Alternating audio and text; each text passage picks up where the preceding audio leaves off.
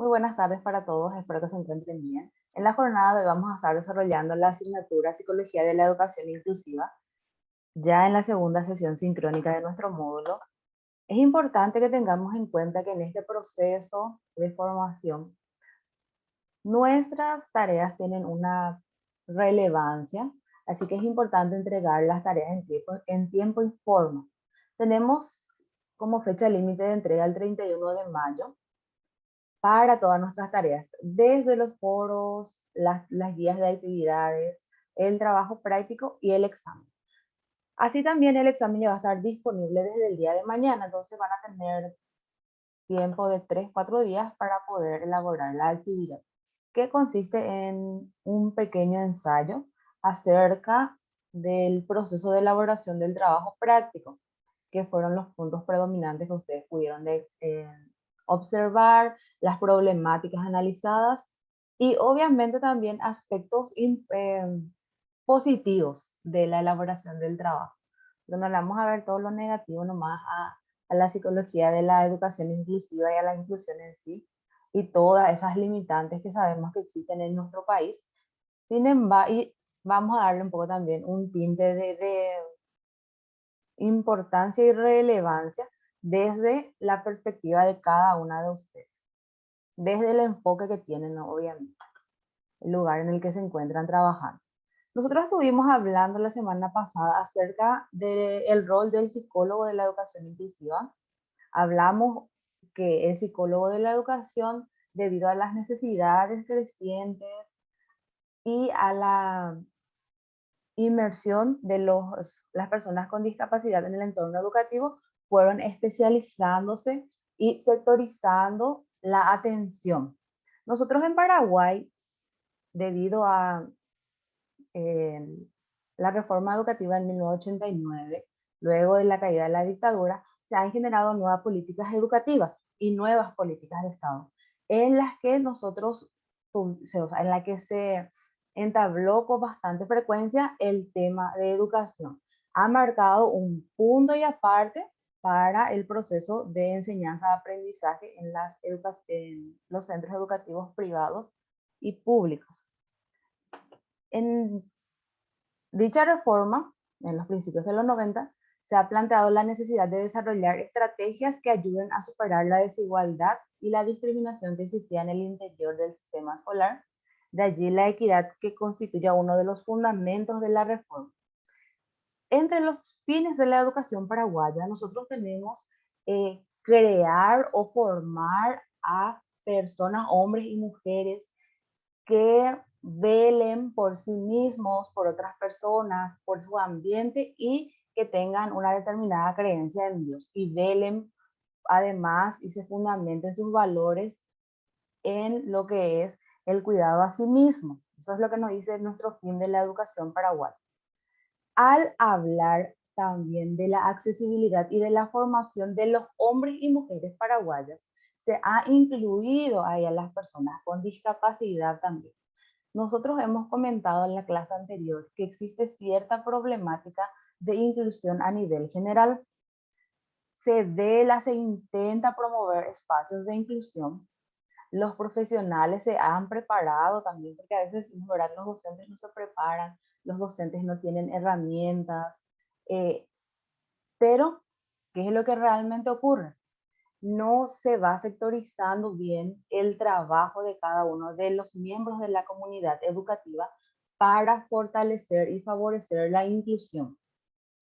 En el Ministerio de Educación hubo un llamado a psicólogos educacionales en el 2019-2020 aproximadamente. Hubo el concurso, bueno, quedaron algunas cuantas personas, pero posteriormente no había el rubro, el presupuesto para que estas personas vayan en los entornos educativos, en las comunidades educativas. Entonces, ¿cuál es un marcado rezago que nosotros, con el que se vive en la educación paraguaya? Que capaz exista un psicólogo que está teniendo sus cátedras de ética, orientación, antropología o filosofía, y se le tiende a enviar a ese profesional que está cumpliendo otro rol en la comunidad para que realice esas intervenciones en el ámbito de la educación inclusiva, teniendo en cuenta que ya no forma parte específica de sus roles y funciones en ese momento de psicólogo o docente catedrático.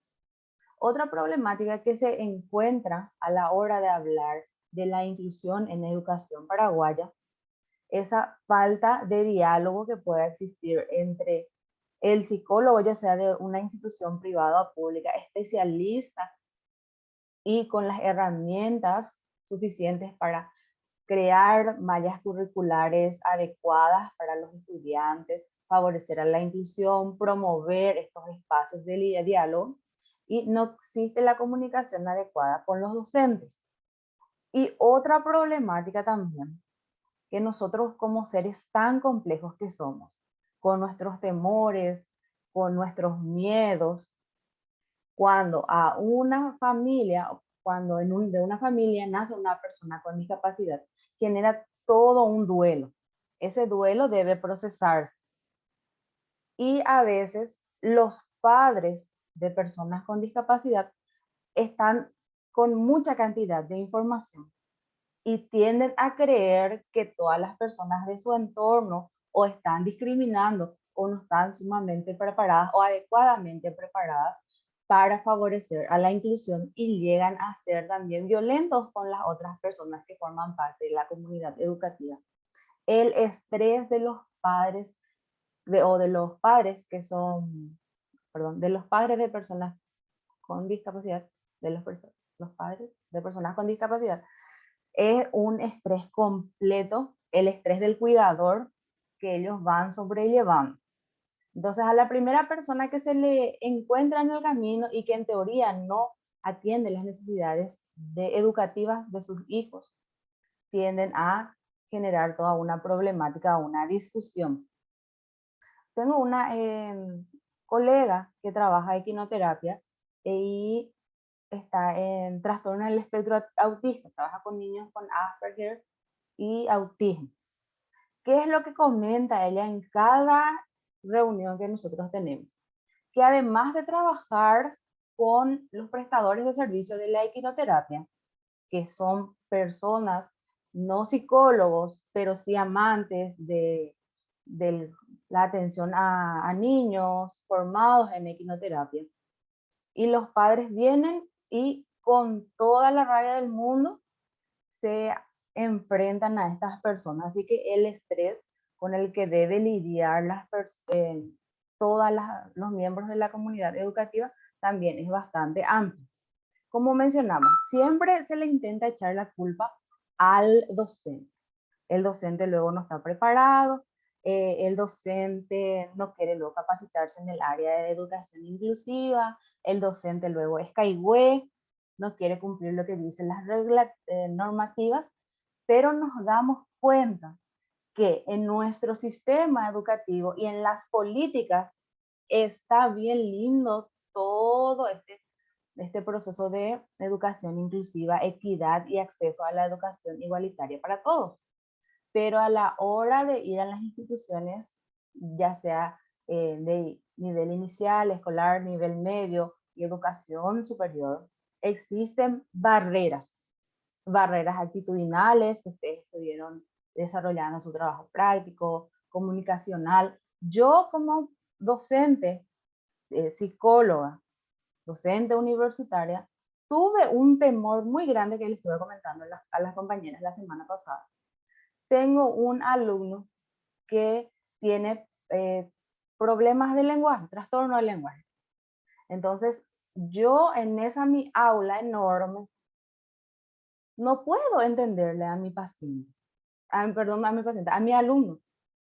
Y eso me genera una frustración personal, porque mi aula es linda, es adecuada para desarrollar nuestras clases, pero no favorece ese diálogo que yo esperaría. Entonces, mi actitud sería una barrera también en ese proceso de educación y de inclusión. No solamente esa frustración que yo tengo, existen otras docentes que se encuentran trabajando con niños que se dan cuenta que la cantidad de estudiantes supera su capacidad de trabajo, y en las instituciones públicas, luego de esta pandemia también, como estaba comentando la compañera, todo está lleno. Todo está lleno porque capaz los estudiantes de las escuelas privadas pasaron a las instituciones públicas de tener 30 estudiantes, que ya es mucho. Hay aulas que tienen 45, que tienen 40, y trabajar nuevamente en la inclusión y hacer bien es algo bastante complicado. Tal y como estaba mencionando también la compañera la semana pasada, que a veces nosotros intentamos desde los puntos en los cuales estamos hacer un trabajo de inclusión, el trato equitativo, intentar superar la desigualdad, pero se ve nuevamente desde el asistencialismo y del Ashinjanga. Ashinjanga no, el COT no puede esto. Entonces, nosotros desde nuestra cultura paraguaya tenemos ese muy lado maternal bastante desarrollado, que es muy el Ashinjanga, mira, pobrecito, teniendo por otra, en contrapartida, que esa es una limitante también para el desarrollo de las capacidades de las personas con discapacidad o de las necesidades educativas especiales. El modelo de educación inclusiva en Paraguay comienza a plantearse en nuestro país a partir del año 2020. Se basa en el lineamiento propuesto por la Conferencia Mundial de Salamanca, que considera que todos los niños y niñas deben tener oportunidades equivalentes de aprendizaje independientemente de sus características sociales, culturales y sus diferencias en habilidades y capacidades. Bueno, no, puede estar, como ya mencionamos, formada una docente para educación inclusiva, pero lidiar con la problemática, tal y como estaba mencionando la compañera Beatriz, en el entorno en el cual ella está trabajando, hace a veces, hace que la persona renuncie. En la situación que había comentado la compañera, fue una barrera idiomática que llevó a un profesional a renunciar. Lo mismo ocurre también con los profesionales del área de educación propiamente. Las profesoras de preescolar, que a veces son tan carismáticas, tan amables, que tienen que lidiar con 25 príncipes y princesas que van por primera vez a las escuelas. Y a eso le sumamos otra vez el modelo de educación inclusiva sin todas las herramientas necesarias. El psicólogo de la educación, el psicopedagogo, capaz, no vamos a pedir que en la escuela haya un fonoaudiólogo, pero que al menos haya ese acceso y esa facilidad para consultar con alguno y que se dé ese trabajo. Es lo que dificulta este modelo de educación inclusiva. Tal como comentó también la compañera María Beatriz. Ahora, en el lugar donde ella se encuentra trabajando, todo está lleno por agendamiento, hasta agosto. Y lo mismo se va a dar en otros centros asistenciales públicos. Y los altos costos tenidos en cuenta en el ámbito privado. Porque nosotros cobramos obviamente por nuestra capacitación, por nuestra formación, y es importante también valorar la formación de los profesionales en el área de la psicología. Todo esto que ustedes están realizando ahora tiene un porqué, un para qué, y no podemos ir cobrando menos, pero genera una escasa accesibilidad también a los servicios de calidad de una u otra manera, por políticas educativas, políticas de salud un poco deficientes. El abordaje de la educación inclusiva se inicia en nuestro país en el ámbito de la educación especial. Surge como una experiencia pedagógica en el año 2000, impulsada por el Ministerio de Educación en su momento. En ese momento se llevó adelante una experiencia piloto en algunas escuelas. ¿Qué es lo que se hacía? En las escuelas, acá yo estoy en Capiatá, ruta 1, kilómetro 23, como la gente quiere saber mucho de los capiateños. Teníamos la escuela Margarita Bella de Vibolini. En la escuela Margarita Bella de Vibolini se habilitó un espacio específico para la inclusión. Entonces ahí los niños se iban una hora en un modelo de escuela inclusiva, de apoyo a la inclusión específicamente, y luego se iba a la escuela formal. Entonces ahí sí había una interconexión, estaban todos los profesionales especialistas en educación inclusiva en el mismo predio de de la escuela normal, lo que facilitaba el diálogo, la proposición de estrategias para favorecer el aprendizaje.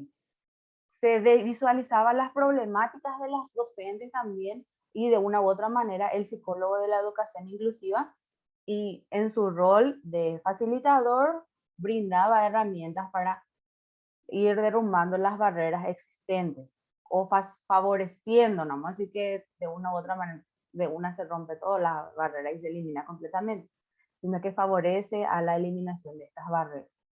Pero a medida que ha ido cambiando también la propuesta, nosotros vamos utilizando nuevos modelos educativos, las políticas también van cambiando.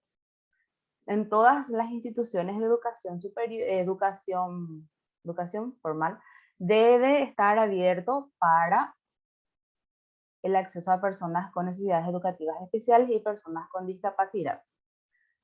¿Cuál es la problemática nuevamente? Que ni nuestro sistema vial está adecuado para que las personas con discapacidad se vayan a las escuelas.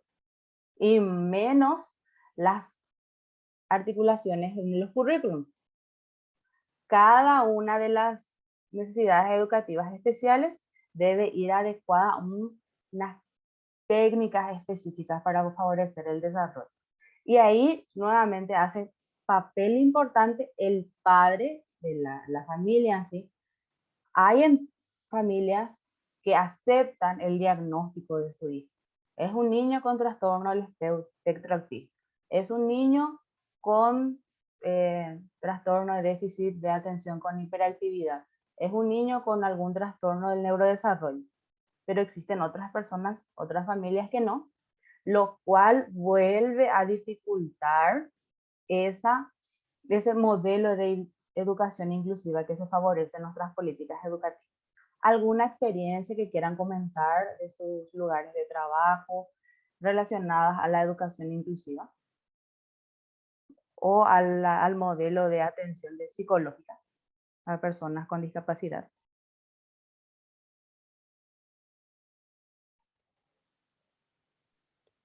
Profe, todas estas cuestiones que estás denotando, desde la parte vial también, y todos los problemas que hacen también, inclusive con el tema de los padres, ¿verdad?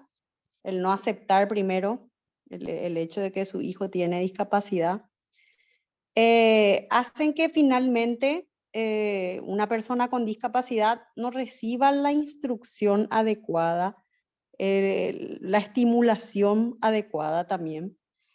Y finalmente eso repercute en un área que sí nosotros tenemos un poquito más de manejo, que es el tema de la inclusión laboral también el día de mañana.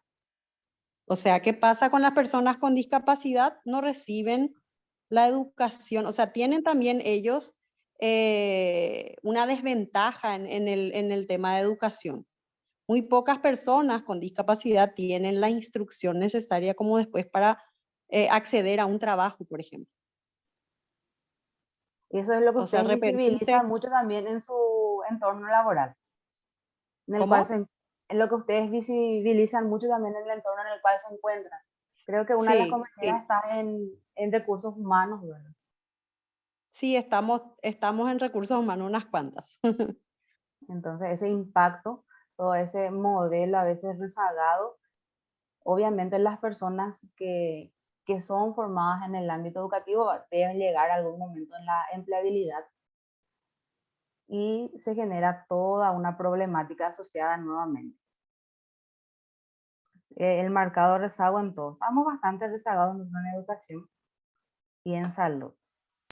La educación inclusiva en Paraguay actualmente se está trabajando en el tema de la inclusión en el marco de los derechos de la educación y la equidad.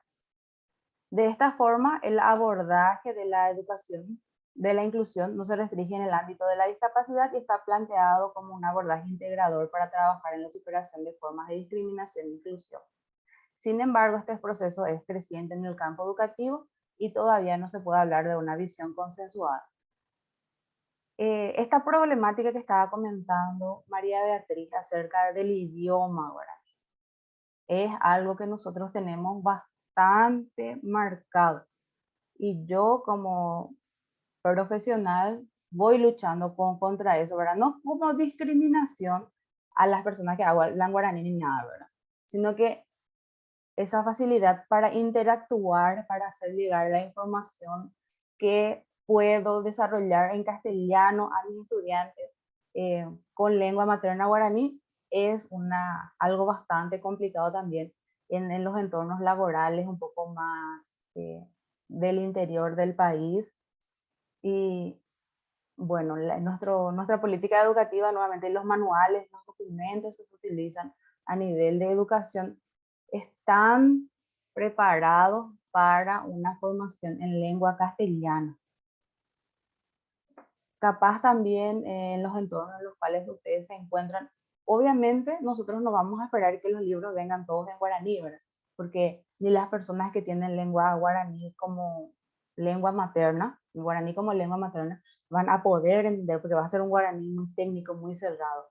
Pero ese diálogo, al menos amén, el bajar a la realidad o adecuar, sería mejor, adecuar a la realidad del lenguaje de la persona es un aspecto muy favorecedor y más cercano también al momento de educar. Porque el psicólogo en la propuesta que realiza y en su interacción con todas las personas en diferentes ámbitos es un facilitador entre capaz desde la clínica, entre la asistencia, entre una intervención psicológica propiamente y la sociedad. El psicólogo social es comunidad, entes públicos o privados. Ustedes desde el ámbito de la psicología forense y psicología laboral también van articulando, pero cada uno miramos un aspecto diferente del ser humano y en su complejidad no podemos, o a veces se nos pasa ciertos aspectos. Hablamos mucho nosotros de salud, capaz, bienestar laboral, el clima organizacional. También podemos hablar desde el ámbito de la salud en el cual se encuentra María Beatriz, de salud y enfermedad. Y vemos siempre en las concepciones y en las conceptualizaciones al ser humano como un todo. Pero bajarlo eso a la realidad es muy complejo. Alguna que otra dimensión del ser humano a veces nos olvidamos, lo cual también lleva a una repercusión bastante negativa, ¿no? Somos actores que estamos en formación, ¿verdad? Pero son muchas de las problemáticas que se suelen visibilizar. Las políticas públicas relacionadas a la inclusión, la preocupación por los derechos a la educación y la equidad en educación parten del reconocimiento de mecanismos que históricamente han discriminado y excluido a niños y niñas del sistema escolar, muchos de los cuales continúan vigentes.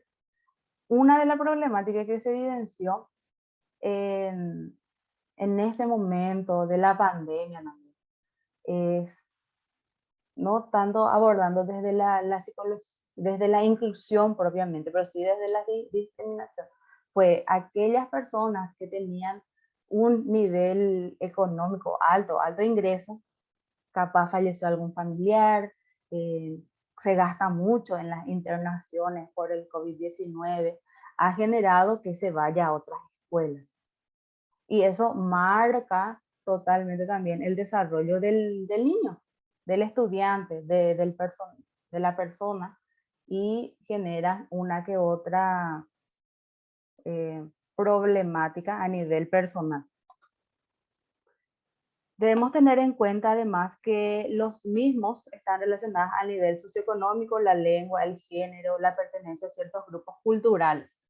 Y acá me viene a la memoria un tema que estaba comentando con un profesional hace poco, que vemos nosotros mucho, muy marcado y muy etiquetado ahora lo que son los acosos escolares y el bullying. En esta semana o la semana anterior creo que en Texas hubo la masacre, ¿verdad?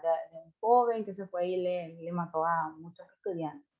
Lo mismo se propició, se generó también en nuestro país en su momento, porque a veces por este sistema en el cual nosotros nos encontramos de la globalización, de la accesibilidad a la información, de que nuestro hijo, nuestro hermano, nuestro sobrino, nuestro nietito tiene celular y mira la cultura japonesa, la cultura coreana, los anime, otros dibujos animados, lo cual hace que se adecue o se adentre mucho eso a su forma de ser, a sus características, y también ocasiona bullying a los niños. No porque a vos te gusta luego mucho el anime, no desde el punto del lenguaje, él habla solamente guaraní.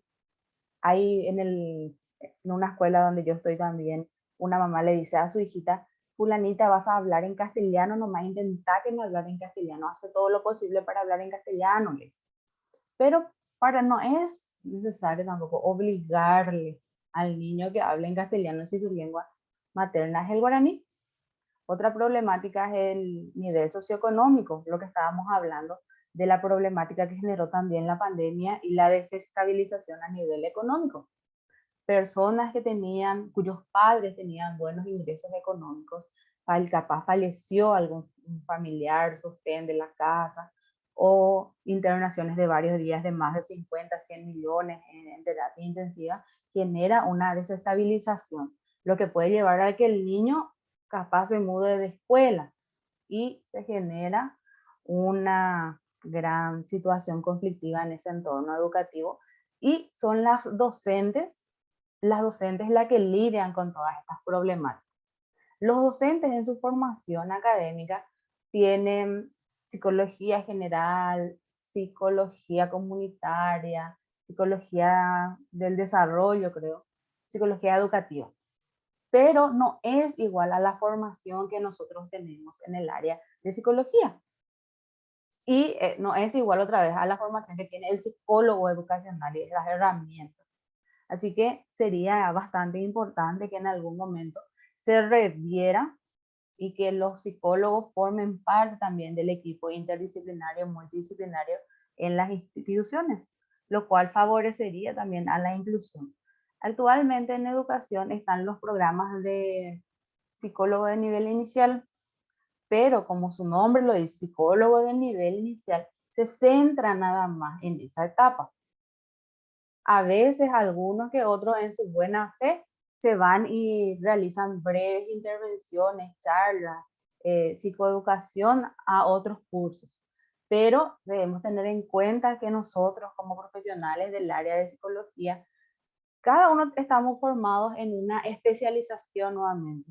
Tenemos nuestro rol definido y por dicho motivo nosotros en su momento en la clase anterior hablamos de los roles del psicólogo educacional para no confundir con otras, para delimitarlos bien y saber hasta dónde es mi función en esta área y dónde capaz inicia ya la función de María Beatriz como psicóloga clínica, o a dónde ya inicia el rol de las psicólogas forenses y de las psicólogas laborales, favoreciendo así al desarrollo pleno del individuo. Pero es bastante complicado en realidad. En los papeles siempre es muy lindo. Eso me dijo una supervisora la semana pasada.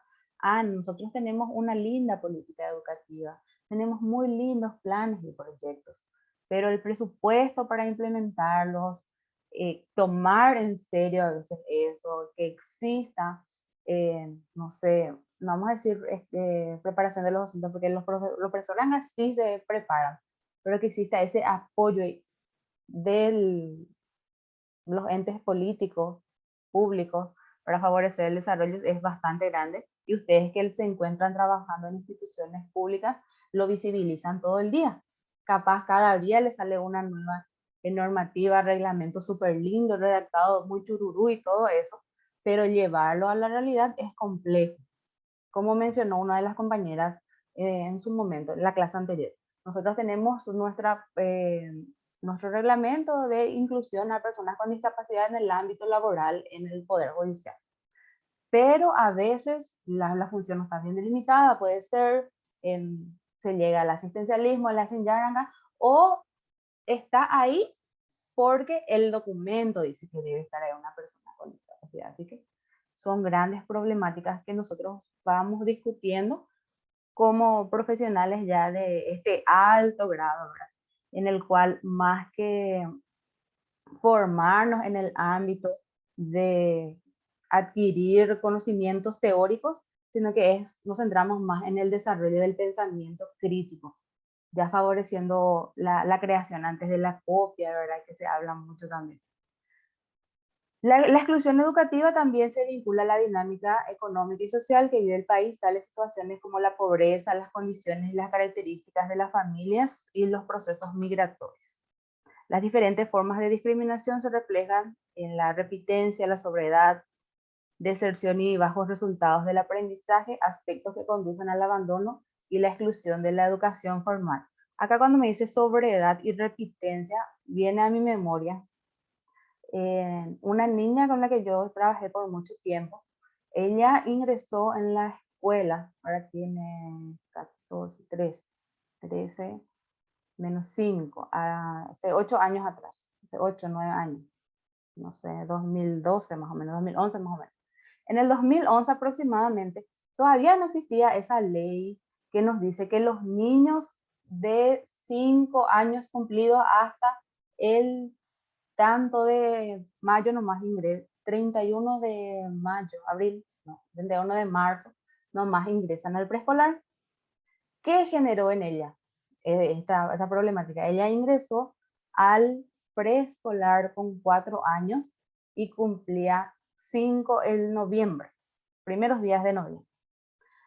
Hace que ella, en su momento, cuando debía estar desarrollando sus capacidades para comprender operaciones abstractas, teniendo en cuenta la teoría del aprendizaje de Piaget, le dificultaba mucho entender raíz cuadrada, razón, fracción. Yo mirando hacia atrás dije, con razón hasta en este momento se exige mucho que el niño cumplido 5 años hasta el 31 nomás ingrese. Porque además de generarle a ella todo un conflicto de yo no entiendo porque yo no entiendo, mis compañeros sí entienden, me tratan de esto. Ella decía, siempre cuando le preguntaba sus años, su edad, ¿cuántos años vos tenés, fulanita? ¿Cuántos años vos tenés, María? En vez de decir yo tengo 11 años, ella decía yo tengo 12. Yo le dije, ¿por qué vos decís que tenés 12 si vos tenés 11? Porque si yo digo que tengo 11 años, ellos me van a decir, no, vos sos la menor y después ya me van a querer tratar mal. Entonces esas son a veces unas problemáticas también que se encuentran, no solamente en las repitencias y en la sobredad, sino en la edad un poco más baja a la que debe ingresar el niño a la escuela. Bueno, acá les quiero escuchar un poco y saber su experiencia, ¿verdad? Acerca de la inclusión. ¿Cuál es la experiencia que ustedes tienen en el ámbito de la inclusión? No solamente a nivel educativo, sino en otros entornos.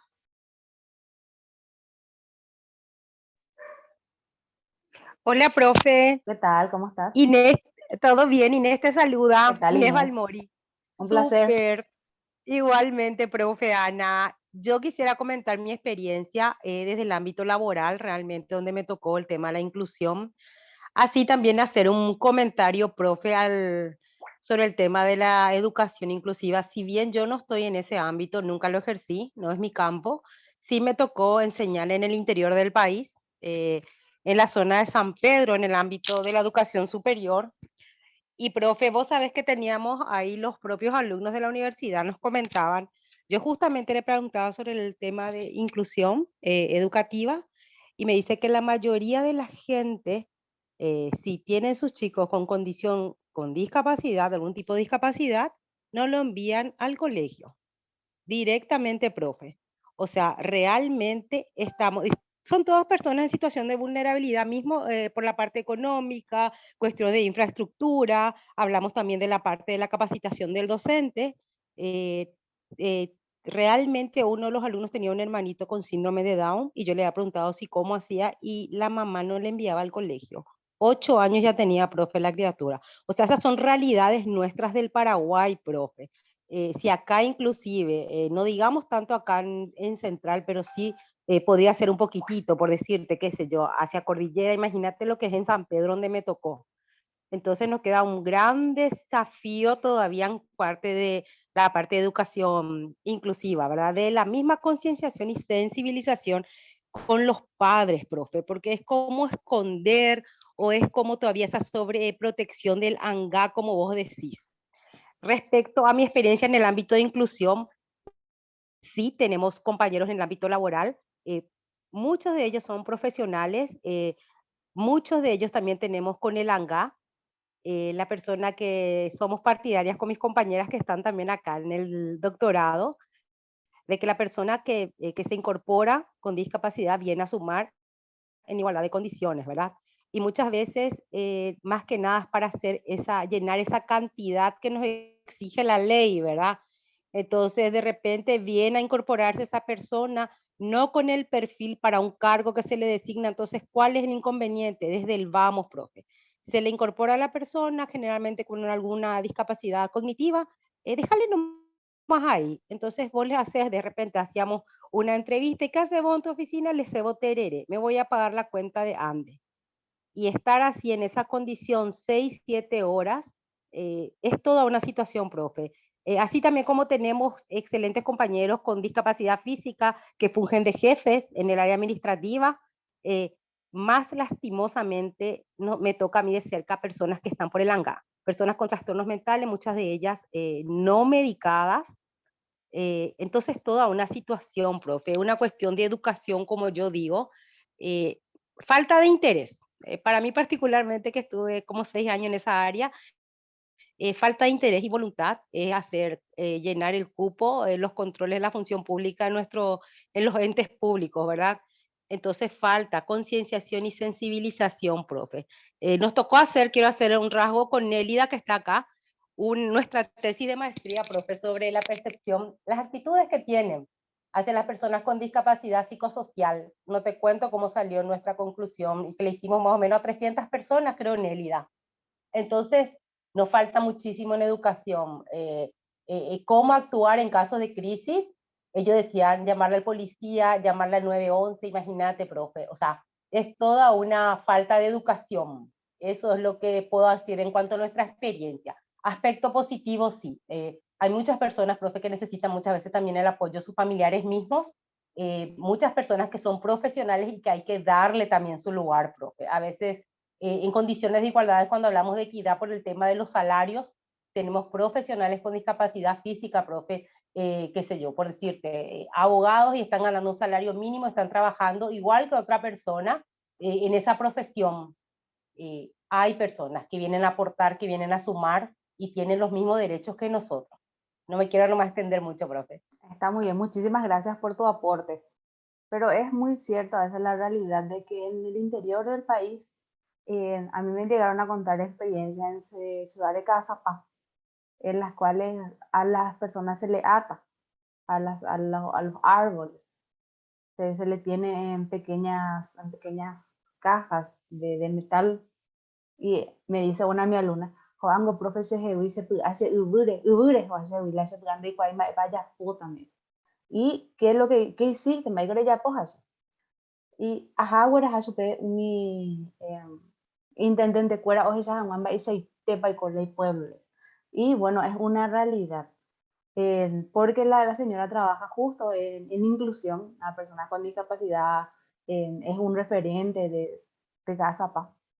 Entonces me suele comentar, acá nosotros en esta zona capaz hablamos, hay mayor accesibilidad, pero si te vas, profe, un poquito más acá, 50 kilómetros tierra adentro, dice, donde la tierra es roja y ya no sé, cuando se llueve ya no entran más con vehículos, ahí, profe, es dice.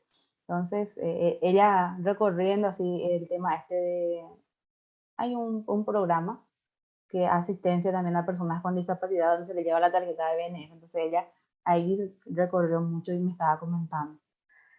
¿Alguien más que quiera comentar este punto? Laura, Nélida, María Beatriz. Vamos a... Buenas noches, Buenas profesora, noches. compañera. La verdad que yo tuve una experiencia, ¿verdad? Cuando se llamó a concurso para personas con discapacidad en el Ministerio de Salud.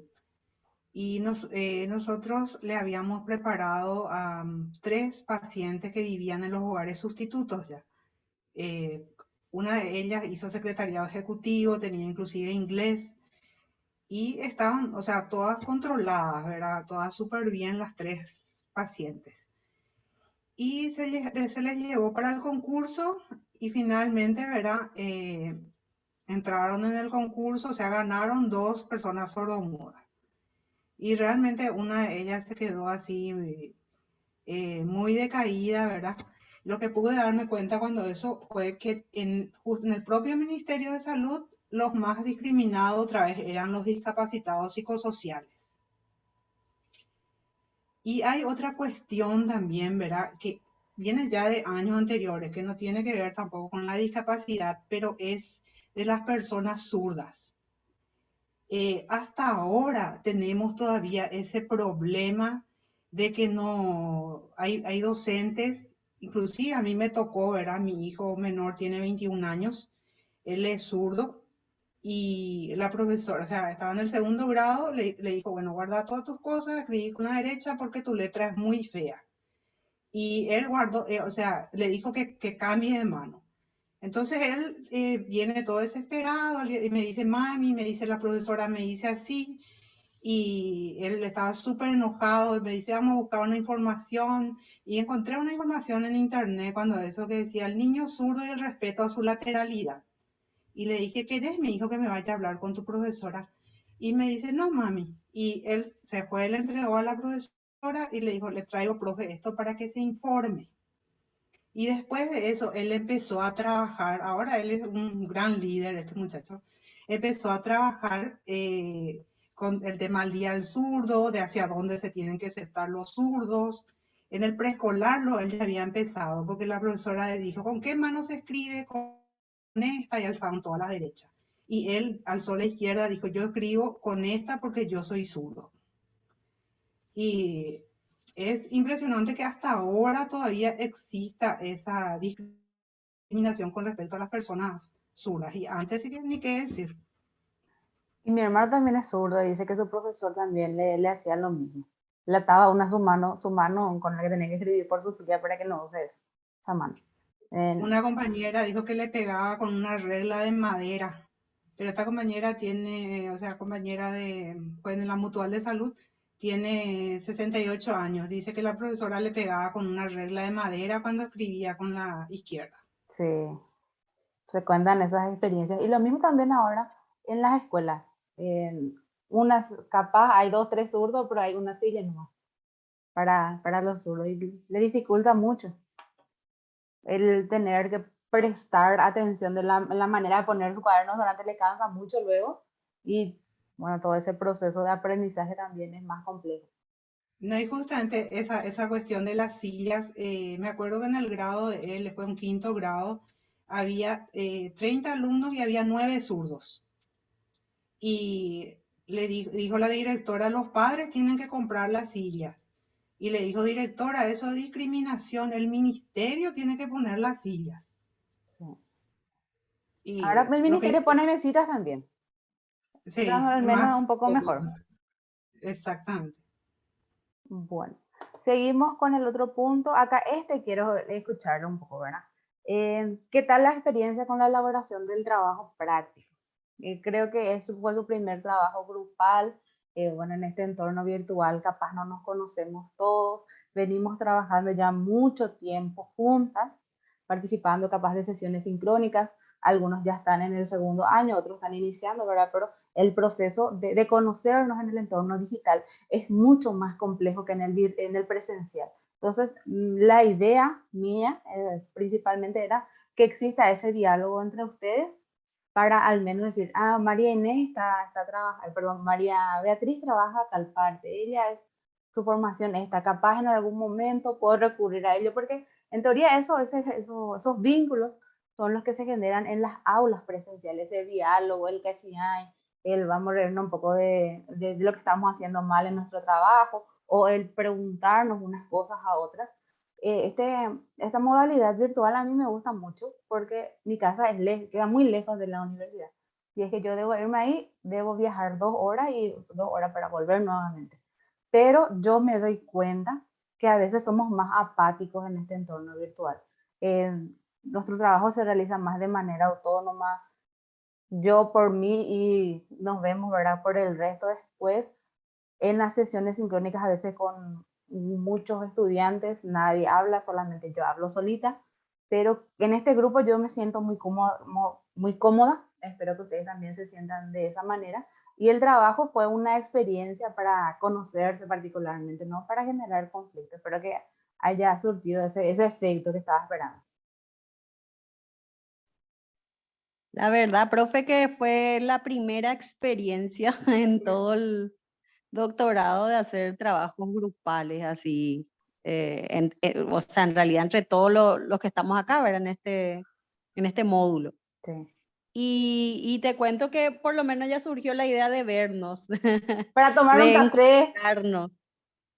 Sí, ya surgió esa idea y es la primera vez en no sé cuánto tiempo que estamos acá en el doctorado, ¿verdad? Y gracias a vos. Qué gusto, me siento muy Sí. feliz por eso. Yo al principio me conflictué un poco, la verdad quiero agradecerle mucho a las compañeras, o sea, yo como que me preocupé porque no, yo sé que ellas se conocen, pero yo no les conozco y le agradezco mucho a las compañeras el apoyo, la colaboración, a la compañera Nélida que juntó todo el trabajo y a unas hicimos una parte y realmente me dio una gran tranquilidad una vez que pudimos comunicarnos y llegar a un acuerdo. Y este trabajo surge como una iniciativa propia. Le conté a las compañeras en la primera clase, pero como no estaba, voy a compartir también contigo.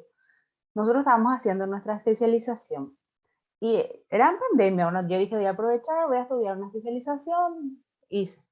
En una de esas nos llega que estábamos cursando ya 6 meses por ahí la especialización, y llega un mensaje y dice que una de nuestras compañeras falleció. Yo no sabía quién era mi compañera, no sabía cómo era, nunca vi su cara, nunca vi su foto y me sentí tan mal, tan apenada con esa realidad. Y estábamos en pleno COVID-19 de junio, julio más o menos del 2020. Me sentí tan apenada, capaz no me iba a ir a despedirle o no había esa afectividad para que yo me ponga a llorar por la pérdida de mi compañera, pero me sentí tan apenada porque me di cuenta que en ese momento perdimos por completo capaz esa humanidad, el preguntarle, María Inés, ¿qué tal estás? Eh, bueno, capaz no te voy a poder pasar completo mi trabajo ahora porque estamos en un entorno de educación, de formación individual, pero al menos ese preguntarte, ¿qué tal está compañera? Como siempre hacemos ahí en clases presenciales. ¿Qué tal tu día? ¿Qué, están engripadas? ¿Tomaron agua? ¿Desayunaron? Entonces, esos aspectos son cosas que yo intento, basada en la experiencia un poco negativa que vivimos, traerlo a mis clases con mis estudiantes y que al menos se conozcan, también nos charlen. Después hice nuevamente otra formación y ahí sí la profesora nos obligaba a hacer tareas grupales. Y en ese diálogo, en esa charla, bueno, se generan muchos vínculos a pesar de la distancia. Y decimos, capaz, yo no voy a irme a pedirle que me socorra, que me pegue esta plata, ¿verdad? Pero yo sé que hay alguien allá en algún punto inhóspito del país, hay que yo puedo pedirle algún, no sé, asilo, alguna pregunta, alguna duda que tengo sobre esa propuesta, lo mismo que con ustedes, ¿verdad? Yo sé también que en alguna parte del hospital y del Poder Judicial tengo a personas a las cuales puedo recurrir para alguna pregunta al menos. Y realmente yo empecé después que ella, yo creo que empecé en agosto, en septiembre, porque el año pasado mi marido estuvo 51 días en terapia y falleció de COVID el día de su cumpleaños. Y realmente yo no tenía ya pensado estudiar nada, me quedé súper mal, porque mi hija mayor tiene 30 años y realmente esto hasta ahora nos cuesta aceptar y esa tarde de su cumpleaños nosotros le estábamos enterrando. Y fue una situación muy dura que, que me tocó pasar, ¿verdad? Además que toda la familia, o sea, todos mis 4 hijos, yo, mi mamá de 82 años, todito tuvimos COVID a la vez. y yo no pude tanto hacerle ese acompañamiento a él esos primeros días que empezó a estar mal, porque a mí me atacó la parte gastrointestinal y yo tengo un problema autoinmune, que es colitis ulcerosa. O sea, a mí realmente el médico me había dicho, tu esperanza de vida es de 10 años, pero Dios tiene la última palabra.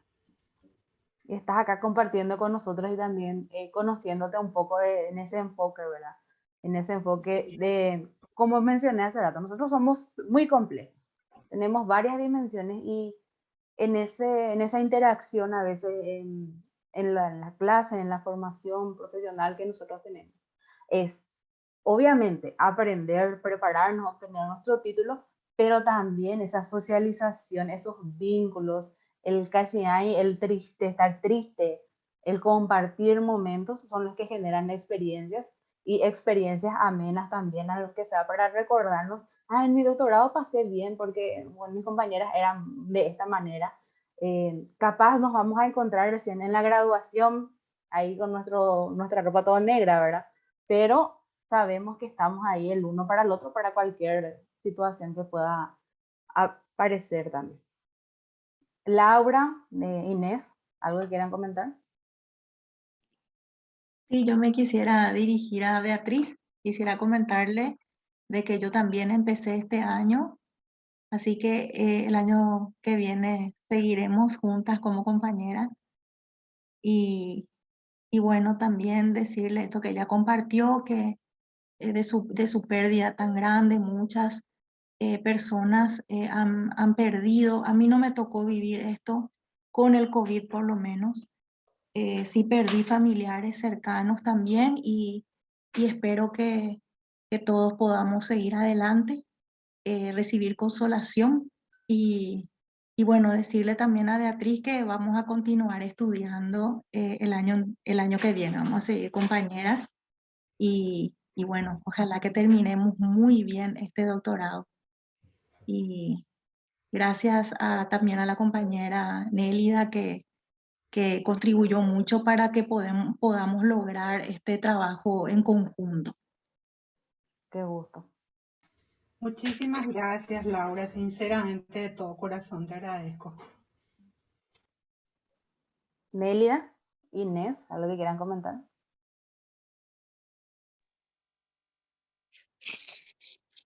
Profe, que a través de tu materia tenemos la oportunidad de realmente socializar con las compañeras que estamos dentro del doctorado. Hola, Lauri. Así que sí me tocó el tema de COVID. Hola. Estaba escuchando, sí me tocó, pasé muy mal con mi mamá falleció, después me tocó a mí, me agarró neumonía. Un tema yo creo muy, que nos deja todavía a todos muy vulnerables. Sí, Y bastante. fue una experiencia muy buena, profe, el tema de poder compartir con las compañeras del trabajo. Ahora, como dijo Nelly, tenemos la oportunidad de socializar, esperemos prontamente. Sí, en Así cualquier que momento ya surge gracias, el profe, café. en Dale. cualquier momento. Bueno, Gracias, profe. Dale. les informo además que el examen va a estar disponible a partir del día de mañana, 28, hasta el 31. Es un ensayo nada más acerca de la experiencia del trabajo práctico y alguna que otra experiencia relacionada a la psicología de la educación inclusiva. Espero que esta materia haya sido de su agrado y en algún momento volver a encontrarnos. También yo muy feliz por compartir con ustedes. Igualmente, profesora. Esperemos que nuevamente nos toque una docente de tu calidad. Muchísimas gracias. Gracias, profe. Muchísimas gracias, profe. Yo creo que lo hubiésemos invitado a la profe, que fue la que propició esto, al encuentro que vamos a hacer, no sé, en algún momento que disponga. Sí, yo estoy disponible para cualquier momento, para tomar café, para tomar cocido, chipas, cualquier cosa. Para comer, ahí estoy. Profe, vos dijiste que parece que vivías a 2 horas. ¿Dónde vivís, profe? Yo vivo en Capiatá. En Capiatá Y el nomás tráfico vivo, es el el tema, tráfico entonces. es el tema. Sí, Sí. 2 horas y media y eso a veces. Un Yo gusto, enseño, profe. yo enseño en la UPAD de Capiatá, profe presencial. Entonces, ve acá el desastre que es para Sí, llegar. sí. Yo estoy en ruta 1. No sé dónde está Ah, la sí, UPA. ruta 2 está la UPAD. Sí. Ahí un poquito más lindo otra vez. Acá en Ruta 1 es más Sí. desastre. Pero bueno, un placer. Todo esto va a quedar grabado y ante cualquier duda, consulta que tengan, yo estoy disponible. Y terminamos las clases por el día de hoy. Un placer compartir con ustedes y con personas de su calidad y su calidez también.